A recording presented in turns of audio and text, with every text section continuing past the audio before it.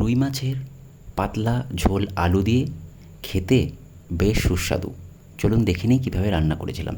শুরুতেই মাছগুলো সর্ষের তেলে ভেজে নামিয়ে নিয়েছিলাম। পাশাপাশি কেটে তৈরি রেখেছিলাম আলু, পেঁয়াজ কুচি, কাঁচা লঙ্কা কুচি। কড়াইয়ে সর্ষের তেল গরম করে পেঁয়াজ কুচি ছেড়ে দিলাম। কিছুক্ষণ পর দিলাম কাঁচা লঙ্কা কুচি ও নুন।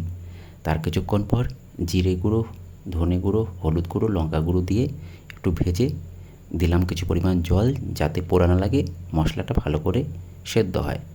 এবার কিছুক্ষণ পরে কেটে রাখা আলুগুলো দিয়ে ঢেকে ঢেকে কিছুক্ষণ কষালাম। তেল ছাড়তেই পরিমাণ মতো জল দিলাম। ঝোল ফুটতেই মাছগুলো ছেড়ে মিনিট 15 ঢেকে রান্না করলাম। নামানোর আগে ধনেপাতা কুচি দিয়ে নামিয়ে নিলাম। তৈরি হয়ে গেল রুই মাছের ঝোল। বেশ সুস্বাদু হয়েছিল। পাতলা ঝোল। এই গরমে স্বাস্থ্যের কথা খেয়াল রেখেই এমন পাতলা ঝোল রান্না করলাম।